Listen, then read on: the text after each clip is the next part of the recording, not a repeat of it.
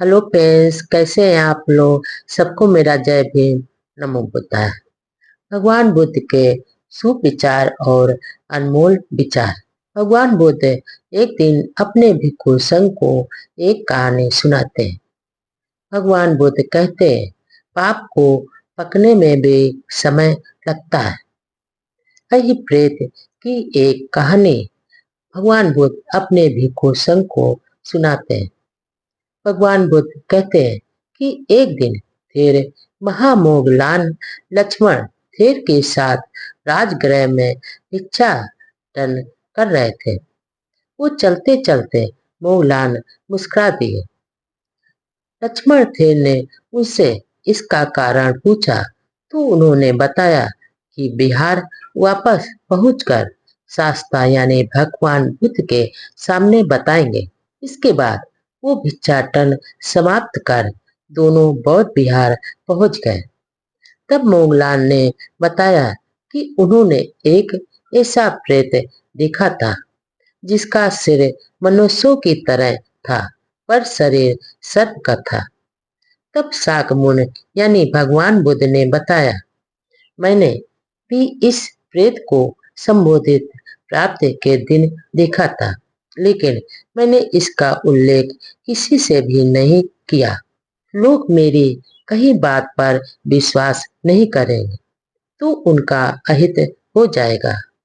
यह मेरे नहीं कहने के पीछे लोगों के प्रति मेरी कृपा छिपी हुई थी।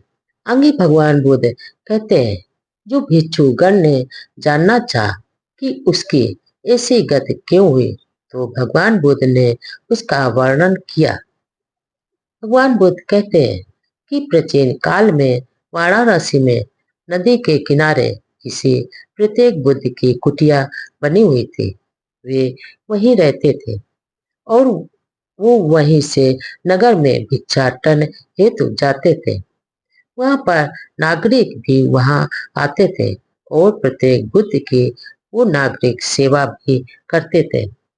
और उस दिन आने जाने वाली पगडंडी पर जमीन के मालिक ने जुताई कर दी थी। तब आने जाने वाले लोग उस जमीन को रौंद देते थे। किसान उनको आने जाने के लिए मना करता था पर उन्हें रोक नहीं पाता था। अंत में उसने सोचा, अगर यहाँ पर यह पर्णकुटी न होती तो मेरा खेत बर्बाद न होता। वो किसान ऐसा सोचकर उसने एक दिन उस झोपड़ी को जला डाला। तब प्रत्येक बुद्ध उस स्थान को छोड़कर कहीं और चले गए। जब जनता को पता चला कि प्रत्येक बुद्ध वह स्थान छोड़कर कहीं और चले गए, तब वह किसान वहीं खड़ा था। उसने कहा, यह पर्णशाला मैंने जला डाली। तब कुत्र भीड़ ने कहा, इस पापी के कारण अब हमें प्रत्येक बुद्ध के दर्शन नहीं हो पाएंगे। ऐसा कहकर जो उमड़ी भीड़ ने उस किसान को पीट पीट कर मार डाला। तब मरने के बाद वह नरक में किसान चला गया और अपने प्रारंभ के कारण कृत कूट पर्वत पर अरे प्रेत बनकर उत्पन्न हुआ। इसके बाद भगवान बुद्ध कहते हैं कि एक दिन फिर महामोगलान लक्ष्मण थेर के साथ राजगृह में भिक्षाचार कर रहे थे।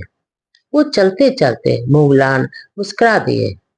तब लक्ष्मण थेर ने उनसे इसका कारण पूछा तो उन्होंने बताया कि बिहार पहुंचकर शास्ता यानी भगवान बुद्ध के सामने हम बताएंगे। इसके बाद वो भिक्षाटन समाप्त कर दोनों बौद्ध विहार पहुंच गए। तब मोगलान ने बताया कि उन्होंने एक ऐसा प्रेत देखा था जिसके मस्तक पर लगातार आग के गोले गिर रहे थे और उसके फोड़ फोड़ रहे थे। यह क्रम निरंतर चल रहा था। आज तक इतना कष्ट सहते हुए मैंने किसी को नहीं देखा। तब भगवान बुद्ध यानी शाकमुनि ने बताया कि मैंने भी इस प्रेत को संबोधित प्राप्त के दिन देखा था वो, लेकिन मैंने इसका जिक्र किसी से नहीं किया कि कहीं लोग मेरे कही बात पर विश्वास नहीं करेंगे तो उनका अहित हो जाएगा। पर मेरे नहीं कहने के पीछे लोगों के प्रति मेरी कृपा छिपी हुई थी। इसके बाद भगवान बुद्ध से जानने के भिक्षुओं ने जिज्ञासा जाहिर की और यह जानना चाहा कि किस कारण से उस प्रेत की यह दुर्गति हुई थी। तब शाक मुनिया ने भगवान बुद्ध ने उसके पूर्व जन्म की एक कहानी अपने भिक्षुओं को सुनाई। भगवान बुद्ध कहते हैं कि वह पूर्व काल में षष्ठीकूट नामक का एक व्यक्ति था जिसने श्रद्धा हुआ निशाना लगाने की कला सीख ली थी और वो इस कला को सीखने के बाद उसने अपने गुरु से ही इस कला को प्रयोग में लाने के लिए आज्ञा मांगी। तब गुरु ने अपनी स्वीकृति उसे दे दी, पर उसके साथ यह शर्त भी लगा दे कि किसी भी गाय या मनुष्य पर पत्थर मत मारना। ऐसे वस्तु पर भी पत्थर मत फेंकना जिसका कोई मालिक हो और जिसका कोई संबंधी हो। इसके बाद लक्ष्मण लक्ष्य उसी पर लगाना जिसका ना कोई मालिक हो और ना कोई संबंधी हो। इसके बाद सृष्टिकूट ने उनकी बात मान ली और उसी काल में एक प्रत्येक बुद्ध भी हुए थे। वो एक दिन वे अपनी दैनिक चर्या के अनुसार भिक्षाटन के लिए जा रहे थे। तब सृष्टिकूट ने उन्हें देखा और उसने सोचा कि ये मेरे गुरु ने कहा है कि मैं किसी ऐसे लक्ष्य को बोध भेद कर सकता हूँ जिसका कोई स्वामी नहीं है। श्रमण का तो कोई स्वामी नहीं होता, अतः उस पर निशाना लगाने में कोई हर्ज नहीं है। वो ऐसा सोचकर उसने पत्थर से प्रत्येक बुद्ध पर प्रहार कर डाला।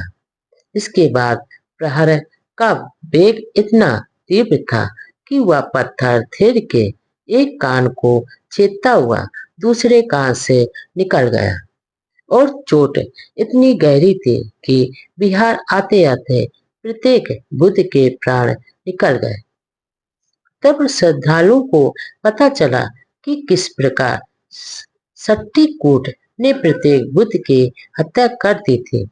अतः उन्होंने उसे खूब पीटा और पीटने से उसकी मृत्यु हो गई और वह नरक में जा गिरा। वह अपने प्रारब्ध कर्म के कारण वह गृध्र कूट पर्वत पर षष्ठीकूट प्रेत बनकर प्रकट हुआ। इसके बाद शाक मुनि यानी भगवान बुद्ध ने इस पूर्व घटना का जिक्र करते हुए कहा, मूर्खों का ज्ञान और कला उनके लिए अहितकार होता है।